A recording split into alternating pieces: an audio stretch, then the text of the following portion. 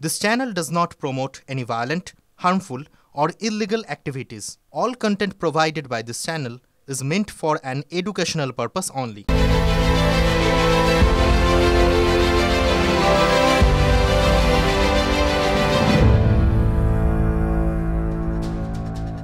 নমস্কার, আমি ঠোঁটকাটা। Don't care মেজাজে নানা ঘটনা নেতাকে কাটাছেঁড়া করতেই আমি অভ্যস্ত, কিন্তু আজ শুরুতেই আপনাদের জানাবো একটা ভালো খবর। গত বৃহস্পতিবার এলাহাবাদ হাইকোর্টের বিচারপতি রাম মনোহর নারায়ণ মিশ্র রায় দিতে গিয়ে বলেছিলেন, কোনো নাবালিকার স্তনে হাত দেওয়া বা তার পাজামার দড়ি খোলার চেষ্টা ধর্ষণ বা ধর্ষণের চেষ্টা নয়। সেই রায়ের উপর স্থগিতাদেশ দিয়ে আজ সুপ্রিম কোর্টের বিচারপতি বি.আর. গাভাই এবং বিচারপতি অগাস্টিন জর্জ মসিহের বেঞ্চ মন্তব্য করেছে, আমরা দুঃখের সঙ্গে জানাচ্ছি ওই রায়ে সংবেদনশীলতার অভাব প্রকাশ পেয়েছে। এই রায় তাৎক্ষণিকভাবে মোটেই দেওয়া হয়নি, অন্তত 4 মাস পরে রায় বেরিয়েছে। এটি খুবই গুরুতর বিষয়। এলাহাবাদ হাইকোর্টের বিচারপতি এক্ষেত্রে সম্পূর্ণ অসংবেদনশীল কাজ করেছেন। বিচারপতি সম্পর্কে এই ধরনের কঠোর শব্দ ব্যবহার করার জন্য আমরা দুঃখিত, বলেছে সুপ্রিম কোর্টের 2 সদস্যের ডিভিশন বেঞ্চ।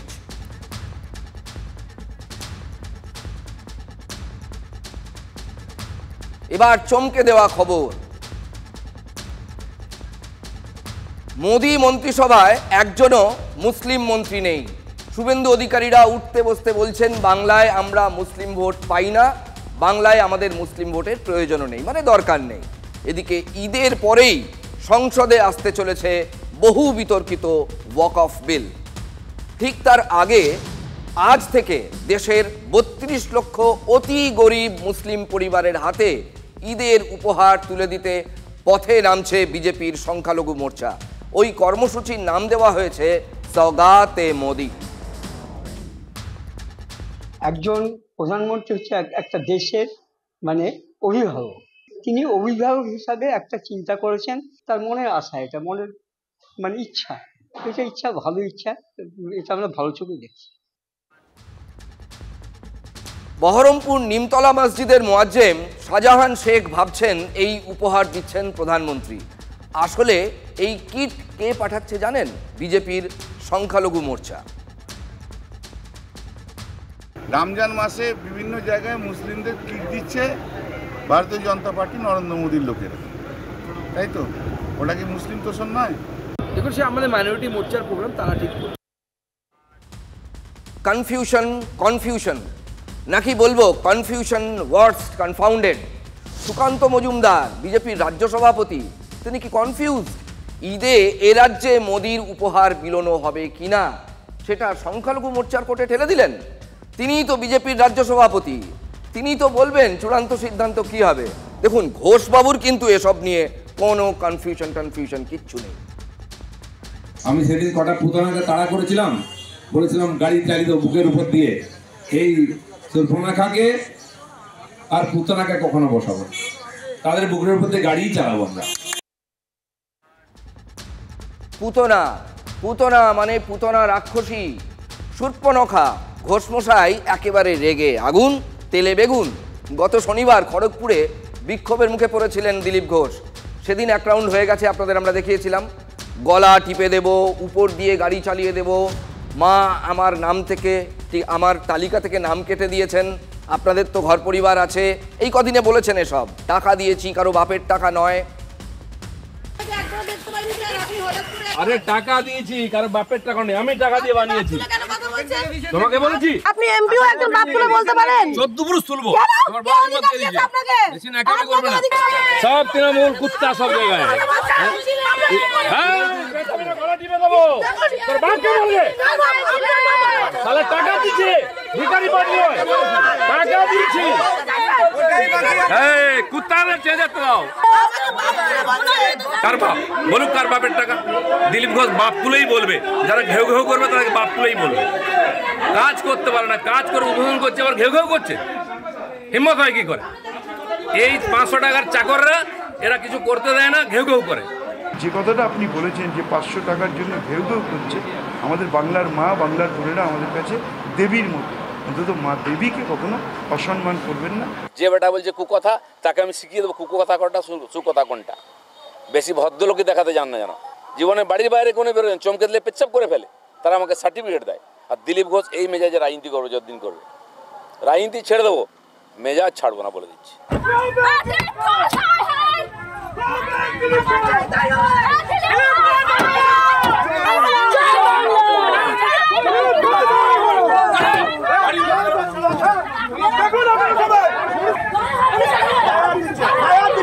আমাদেরকে মেরে হাত গন্ধ করবো কেন? ওরকম লোকদের মারি না। আমরা যারা ছেঁচড়া রাস্তায় চিৎকার করে, ওরা যদি মনে করে আমার বাড়ির সামনে ধর্ণা দেবে, জানিয়ে আসা হচ্ছিল, আমি তাহলে ভালো ট্রিটমেন্ট করতাম। তোমাদের মতো ছিচকে চোরদের নিপটাতে 2 মিনিট সময় লাগবে। আমি শুনেই আমি পুলিশ অফিসারে এএসপি অফিসে ফোন করলাম যে আমি 10 মিনিট টাইমিং দিচ্ছি, ওদেরকে বলুন চলে যেতে, নাহলে কিন্তু হসপিটাল হয়ে যেতে হবে। দিলীপ ঘোষ খালি মুখে বলবে না। দিলীপ ঘোষ খালি বলেছে, কালকে বলেছিলাম গাড়ি চালিয়ে দেবো উপর দিয়ে, আমি কিন্তু সত্যি সত্যি চালিয়ে দেবো। আমার সামনে নেই পিছনে নেই, মা আমার নাম কেটে দিয়েছে লিস্ট থেকে। তোমাদের কি হবে ছেলে মেয়ে বউদের ভেবে তারপরে আমার সঙ্গে লাগতে আসবে। আজ নদিয়ায় দিলীপ বাবুর চায়ে পে চর্চায় হঠাৎ যেন খড়গপুর পার্ট 2। আমি সেদিন কটা পুতনাকে তাড়া করেছিলাম, বলেছিলাম গাড়ি চালিয়ে দেবো বুকের উপর দিয়ে। কিছু সেকুলারের খুব কষ্ট হয়েছে। মেয়ে সারা মেয়েদের কোনোদিন প্রণাম করিসনি, মেয়েদের তো ভোগের বস্তু মনে করিস। তোরা মেয়েদের সম্মান কি বুঝিস? আমরা মা সীতা, মা দ্রৌপদী, এদেরকে মায়ের আসনে বসিস। মার আসন সীতাকে বসাবো, এই সুর্পণখাকে আর পুতনাকে কখনো বসাবো। তাদের বুকের উপর দিয়ে গাড়িই চালাবো আমরা, কারণ ছদ্মবেশে মা সেজে এসছে। চিনুন এদেরকে, কে মা আর কে পুতনা। পুতনা সাজলেই মা হওয়া যায় না। ভগবান শ্রীকৃষ্ণ 6 দিন বয়সে বুঝে গেছেন। আরে আমাদের তো 60 বছর হয়ে গেল বয়স, বুঝুন। ওদের কাছ থেকে কোনো ভদ্র কথা আপনি এক্সপেক্ট করবেন না। এরা রাজনীতির আবর্জনা। বিজেপি গভীরভাবে মিসোজিনিস্ট, নারী বিদ্বেষী, ফলে মহিলাদের এইভাবে অপমান করা এটা দিলীপ ঘোষের পক্ষে খুবই স্বাভাবিক। ভিন্ন ভিন্ন পরিস্থিতিতে ভিন্ন ভিন্ন ব্যক্তি একই দলের থেকেও প্রতিক্রিয়া দেওয়ার ক্ষেত্রে ভিন্নতা থাকলেও থাকতে পারে। দিলীপদা খুব ফার্স্ট্রেটেড গাই, উনি কোনো কিছু পাচ্ছেন না, কিছু পাওয়ার আশা করছেন। কিছু পেতে গেলে দলের কাছে তাকে একটু হিরোইজম দেখাতে হবে, উনি দেখাচ্ছেন, দেখাক। দিলীপ বাবুর কথায় বিজেপির মুখ্য সচেতক শঙ্কর ঘোষ যে কিছুটা অস্বস্তিতে পড়ে গেছেন সেটা কিন্তু স্পষ্ট বোঝা গেল। তৃণমূল বরাবরই বলে আসছে দলে নাস্তানাবুদ হয়ে নিজেকে প্রাসঙ্গিক রাখতে এসব বলছেন দিলীপ ঘোষ। এদিকে তৃণমূলের বিতর্কিত এমএলএ হুমায়ুন কবির লাফিয়ে গিয়ে দিলীপ বাবুর পাশে দাঁড়িয়েছেন। নেতা কে বড় আর কে ছোট তার আচরণে প্রমাণিত হয়। 2015 সালের আগে রাজ্যের দিলীপ ঘোষ যে একটা উল্লেখযোগ্য নেতৃত্বর ভূমিকা করবে এটা কেউই জানতো না। হঠাৎ করে 2015 সালে ওনাকে সামনে আনলো, রাজ্যের সভাপতি করলো। 16তে সে নির্বাচন ফেস করে খড়গপুরের মতো জায়গায়, যেখানে আমাদের চাচা বলা হতো জ্ঞান সিং সোহন পাল, তিনি 10 বারের এমএলএ, তাকে হারিয়ে উনি নির্বাচিত হয়েছেন। এটা কম কৃতিত্বের নয়। দিলীপ ঘোষের পাশে কাউকে দরকার নেই। দিলীপ ঘোষ একাই আছে, আর দিলীপ ঘোষের সঙ্গে তার পার্টির কর্মীরা আছে। 19-এও সে সেখানে জিতে গেল 3 বছরের মাথায়, তারপরে এমপি হয়ে গেল। তারপরে 2024 এসে তার এক্সিস্টিং জিতা সিটে তাকে এই শুভেন্দুরা চক্রান্ত করে বিজেপির নেতৃত্বকে বলে তাকে পূর্ব বর্ধমান পাঠিয়ে দিল। দিলীপ ঘোষকে কে কোণঠাসা করবে? দিলীপ ঘোষ আছে, কারো দয়ায় নেতা হয়নি, কারো দয়ায় টিকে নেই। সে না হয় বোঝা গেল, কিন্তু দেখুন দিলীপ ঘোষ আরএসএস করে বড় হয়ে উঠেছেন। এই জায়গায় যিনি এসছেন আজকে, তিনি কিন্তু আরএসএস করে এসেছেন, একেবারে গ্রাসরুট থেকে আরএসএস করেছেন। কিন্তু শুভেন্দু অধিকারী, তার কি সেই ইতিহাস আছে? আরএসএস এর স্বস্তিকায় প্রকাশিত একটি প্রবন্ধে কিন্তু প্রশংসায় ভরিয়ে দেওয়া হয়েছে শুভেন্দু অধিকারীকে, তার ধর্মযুদ্ধের লাইনকে, যে যুদ্ধের ডাক তিনি দিচ্ছেন। স্বয়ংসেবক দিলীপ ঘোষের নামগন্ধও নেই সেখানে। লেখা হয়েছে শুভেন্দুকে অস্ত্র, বুদ্ধি এবং উপদেশ যোগানোর দায়িত্বটা সবার।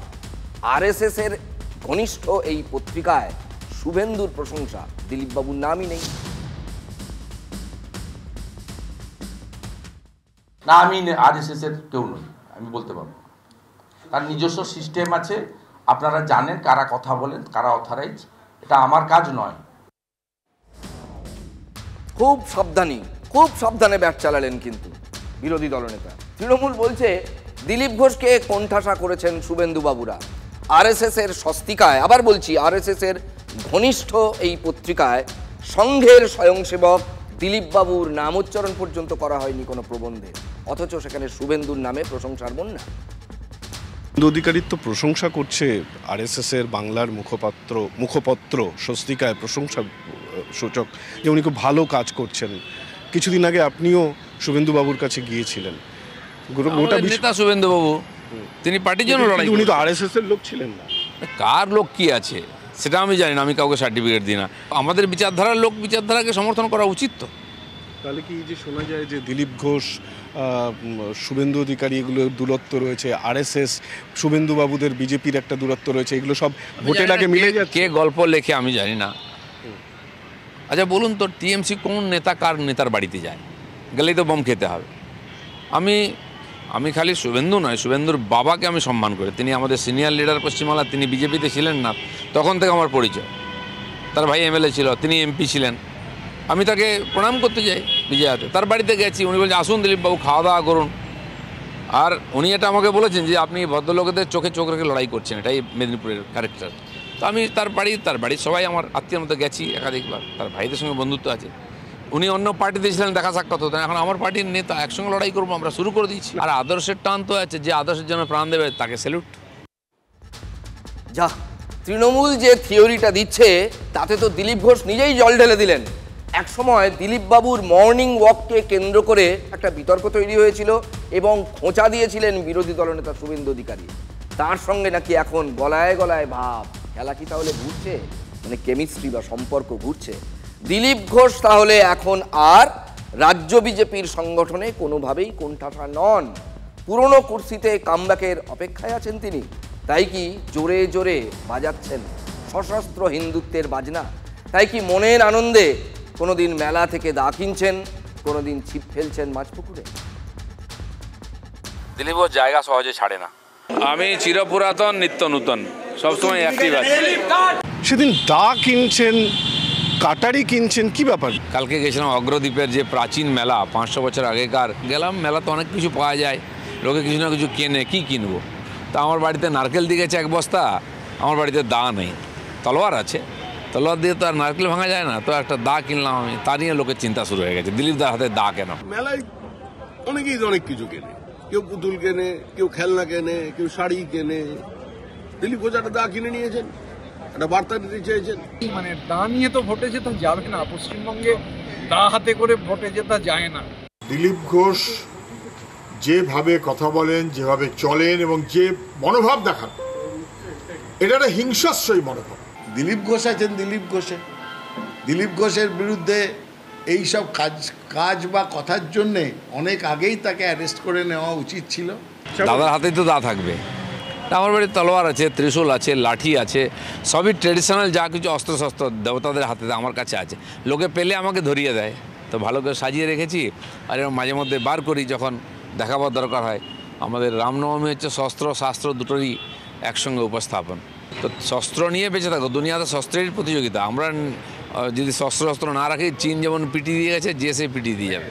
আমরা শান্তিপ্রিয়, আমরা শান্ত, কিন্তু দুনিয়া তো শান্ত নয়।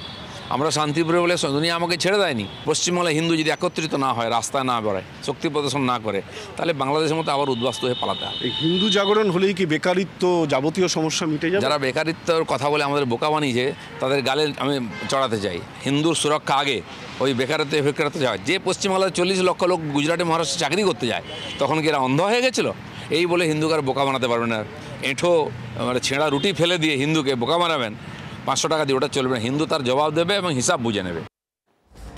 জানেন, একবার মনে করিয়ে দিই আপনাদের, এবছরের শুরুর দিকে ঠিক এই রকম দাওয়াই দিয়েছিলেন রাজ্য বিজেপি সভাপতি সুকান্ত মজুমদার। হিন্দুরা ঘরে ঘরে অস্ত্র রাখুন। যদি নিজের ধর্ম সংস্কৃতি আগামী প্রজন্মকে বাঁচাতে চান, ভালো হিন্দু বানান তার সাথে, যে নিজের ধর্মের প্রতি সমর্পিত হবে, আর বাড়িতে একটা করে ধারালো অস্ত্র রাখুন।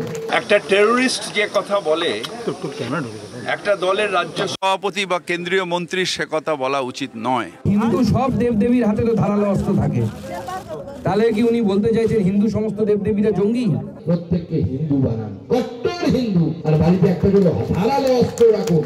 ঠাকুর রামকৃষ্ণ তিনিও বিশ্বাস করেন যত মত তত পথে। আমরা কাউকে আক্রমণ করতে যাব না, হিন্দু সমাজ কোথাও কোনো আক্রমণ করতে যায় না, কিন্তু আক্রমণ হলে নিজের আত্মরক্ষার অধিকার তো আছে আমাদের। বাড়িতে একটা করে ধারালো অস্ত্র রাখো। দিলীপ ঘোষ আসলে রাজনীতিতে মানে তার দলে দাওয়াই মানে ভোকাল টনিক দেওয়ার মাস্টার। এটা তার চেনা জানা রূপ। দা কিনছেন, অস্ত্র রাখার কত কারণ হতে পারে এ নিয়ে লম্বা চওড়া ভাষণ বা লেকচার দিচ্ছেন, রক্ত গরম করা হুঙ্কার শোনাচ্ছেন। সব ভালো দিলীপ দা, কিন্তু আমি বলি কি, পাবলিক শুনছে তো, প্রত্যেক দিনই পাবলিক শুনছে। তাদের যে দাওয়াইগুলো দিচ্ছেন সেটা যদি সত্যি হাটে বাজারে ছড়িয়ে পড়ে তাহলে কি হবে ভেবে দেখেছেন? নমুনা তো আজকেই পাওয়া গেল, একদম হাতে গরম, একের পর এক উদাহরণ। দিলীপ ঘোষ সুন্দর বলে দিচ্ছেন অস্ত্রের উপকারিতা উপযোগিতা। ওদিকে মুর্শিদাবাদে রীতিমতো লঙ্কা কাণ্ড। মুর্শিদাবাদে গুরুতর জখম হলো এক শিশু, বল ভেবে খেলতে গিয়ে সেই বোমা বাড়িতে নিয়ে এসে ঘটল বিস্ফোরণ। ভেবে দেখুন, বল ভেবে বোমা তুলে আনলো শিশু, বাড়িতে তা ফেটে সে জখম, তার মা জখম। থাকুক আরো অস্ত্র বোমা, তাই না? ছেলেরা বুঝতে পারেনি যে ওই ঝুলাটাতে বোম ভরা। নাকি বাড়ি নিয়ে চলে এসেছিল? বাড়ি নিয়ে এসেছিল, তারপর ওই খুঁটিতে লেগে গেছিল আর জিনিসটা বাকি। দেহের নানা জায়গা ঝলসে গেছে, হাসপাতালে কাতরাচ্ছে ওই শিশু। তার যন্ত্রণা টের পান নেতারা। অস্ত্রের ঝনঝনানি যাদের ভালো লাগে, নিঃশস্ত্র হয়ে নির্বল হয়ে বেঁচে থাকো না তো নিশ্চিহ্ন হয়ে যাবে। নিশ্চিহ্ন তো হয়ে যাচ্ছে শৈশব, দেখা যাচ্ছে না, শোনা যাচ্ছে না তাদের কান্না। শুধুই রাজনীতি আর আমরা ওরা, এই চলবে। কি আর বলবো, এটাই তো স্বাভাবিক। এখন বাচ্চাদেরকে কোর্টও দিয়ে বোমা প্রশিক্ষণ দেওয়া হচ্ছে আর বাচ্চাদের জীবন যাচ্ছে।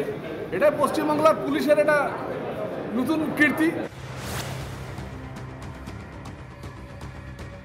কোথায় চলেছে কেউ, এই বাংলা কোথায় চলেছে? আমি মুর্শিদাবাদের পুলিশ প্রশাসনকে বলবো, আপনারা দ্রুত ব্যবস্থা নিন, দ্রুত ব্যবস্থা নিন, না তো আমরা এসব নিয়ে প্রতিবাদে নামবো। দেখতে দেখতে কত কি হয়ে যাচ্ছে, বদলাচ্ছে কোথায় ছবিগুলো। রাজ্যের দিকে দিকে বোমার ভান্ডার পাওয়ার ছবি তো এখন স্বাভাবিক। আজ এখানে কাল ওখানে বেরিয়ে পড়ছে, স্বাভাবিক। অস্ত্র তো চাই, নেতারা বলছেন কত করে, না শুনলে চলে?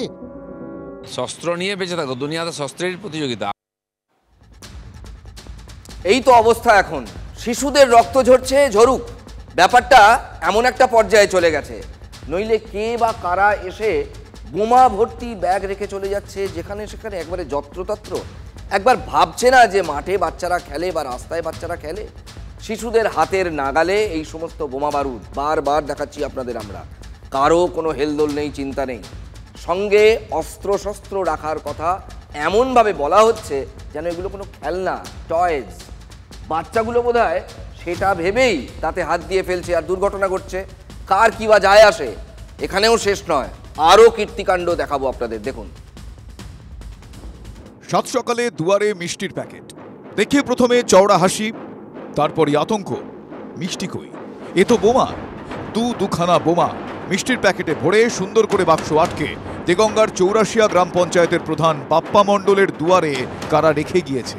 আমার বাড়িতে তলোয়ার আছে, ত্রিশূল আছে, লাঠি আছে, সবই ট্রেডিশনাল যা কিছু অস্ত্রশস্ত্র দেবতাদের হাতে আমার কাছে আছে। দিলীপ ঘোষের বাড়ির ভিতরে কত কি, সেখানে প্রধানের বাড়ির সামনে বোমা ফেললেই দোষ, হেঁটে ফুটে কারো প্রাণ গেলেই তো 16 কলা পূর্ণ হয়ে যেত।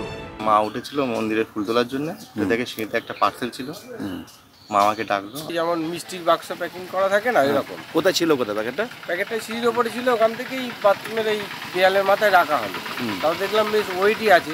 এবারে সাইডে কর্নারটা একটু করে দেখি যে ওর মধ্যে ওই বাঁধা বোমের যেমন আকৃতি, ওই দেখে আমরা দেখলাম যে না, জিনিসটা ঠিক নয় হাত দেওয়া।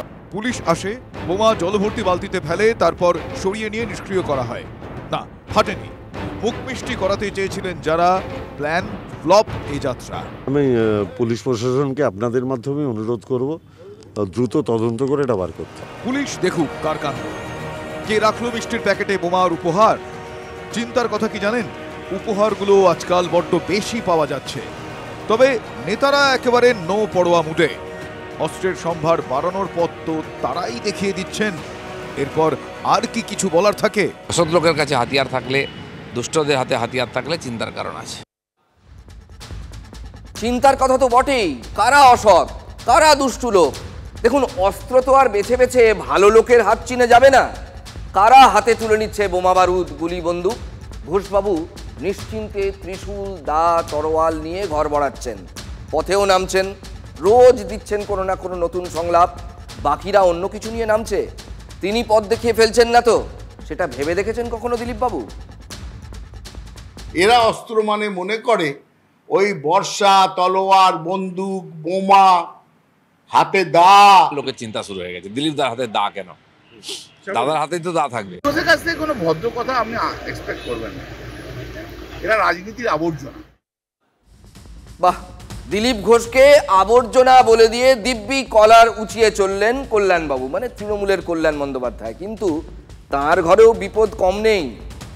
নরেন্দ্রপুর আগ্নেয়াস্ত্র সহ গ্রেফতার হয়েছে এক তৃণমূল কর্মী। নরেন্দ্রপুরের ঘটনা, খেয়াদহের বাসিন্দা অনুপ পৈলান। উদ্ধার 3টি আগ্নেয়াস্ত্র, 6 রাউন্ড কার্তুজ।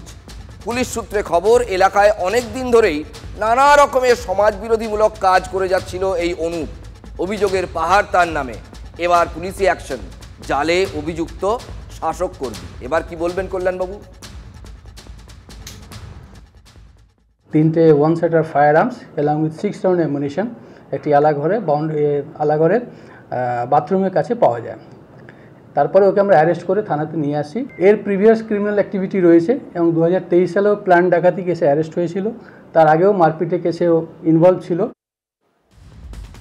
এবার একটা প্রশ্ন করি ঠোঁটকাটায়, আচ্ছা, এমন দুরন্ত ট্র্যাক রেকর্ড, মানে ব্যাকগ্রাউন্ড যার, সেই রত্নকে নিয়ে শাসক দল এতদিন কি করছিল? কে জবাব দেবে? বিরোধীদের এমন সব খোঁচায় তৃণমূল অবশ্য বিন্দুমাত্র মাথা ঘামাচ্ছে না। তাদের হাতে গরম যুক্তি তারা রেডি রেখেছে। অনুপ পৈলান বলে যে ছেলেটা, এ বিগত দিনে সিপিএম করতো, 2021 সালে বিজেপি করেছে। তারপরে যখন দেখলো কোনো দিকে সুবিধা হচ্ছে না, তখন তৃণমূলের সাথে ভেড়ার চেষ্টা করেছিল। দল কিন্তু ওকে কোনো মতেই কোনো রকমভাবে সাপোর্ট কখনোই করেনি। এই অনুপ পৈলানের মতন নেতা শুধু না, আপনারা তৃণমূলের এমএলএ সহ তৃণমূলের ব্লক স্তরের নেতাদের বাড়িতে যদি সার্চ করেন, সেখানেও এই কার্তুজ, বোম, গোলা, পিস্তল পাওয়া যাবে। কথার খেলা চলতেই থাকে। দেখুন, সেটা যদি শুধু চলতো তাহলে কিন্তু ভালোই ছিল, আমাদেরও বিশেষ উদ্বেগ বা চিন্তার কিছু ছিল না। কিন্তু মুশকিল হলো, এ রাজ্যে কথার অস্ত্র আর যথেষ্ট নয় বলেই মনে হচ্ছে নেতাদের হাবভাব দেখে। বাকযুদ্ধে থেমে নেই পুরো ব্যাপারটা, বাড়তে বাড়তে তা যে কোথায় গিয়ে পৌঁছচ্ছে ভাবলে চিন্তা হয়। ভোটের সময় তো দেখি আমরা, কোথাও বোমা ফেটে শিশু জখম হচ্ছে, কোথাও বাড়ির দরজায় বোমা পৌঁছে দিয়ে যাচ্ছে কে বা কারা। কতটা খতরনাক ভাবুন, কীরকম মেন্টালিটি হলে এটা সম্ভব? বাড়ির মধ্যে অস্ত্রের ভাণ্ডার, সেও বা এমন কি রাজনীতিতে যেন সব চলে। এটাই কি এখন নিউ নর্মাল? এটাই সার সত্য? দিলীপবাবু দেখছেন কেমন অস্ত্র, বোমা, গুলিতে সবাই ঘর ভরাচ্ছে। কি বলবেন দেখে শুনে? এই বেশ ভালো আছেন? হাইকোর্টের নির্দেশের পরই বারুইপুরে বিরোধী দলনেতার সভায় তোড়জোড়। বারুইপুর মহকুমা শাসকের দফতরের উল্টো দিকে সভাস্থল ঘুরে দেখেন বিজেপির সাংগঠনিক জেলা সভাপতি মনোরঞ্জন জোদ্দার। শুভেন্দু অধিকারীর সভার প্রতিবাদে কোনো কর্মসূচি করবে না শাসক দল, জানিয়েছেন তৃণমূল ব্লক সভাপতি গৌতম দাস। গত 19শে মার্চ বারুইপুরে 2টি আলাদা পথসভার আয়োজন করেছিল বিজেপি। সেই সভায় যাওয়ার সময় শুভেন্দু অধিকারীর কনভয়ের সামনে কালো পতাকা নিয়ে বিক্ষোভ দেখায় তৃণমূলের কর্মী সমর্থকরা। সেদিন দলীয় কর্মসূচি স্থগিত রেখে 27শে মার্চ বারুইপুর এসপি অফিসের সামনে প্রতিবাদ সভার ডাক দেন বিরোধী দলনেতা শুভেন্দু অধিকারী। জেলা প্রশাসন সেই সভার অনুমতি না দিলে জল গড়ায় ফের আদালতে, যেমন অন্যান্য ক্ষেত্রে গড়িয়েছে বহুবার এবং আশা করি ভবিষ্যতেও গড়াবে। বুধবার শর্ত সাপেক্ষে শুভেন্দুকে সভার অনুমতি দিয়েছে আদালত।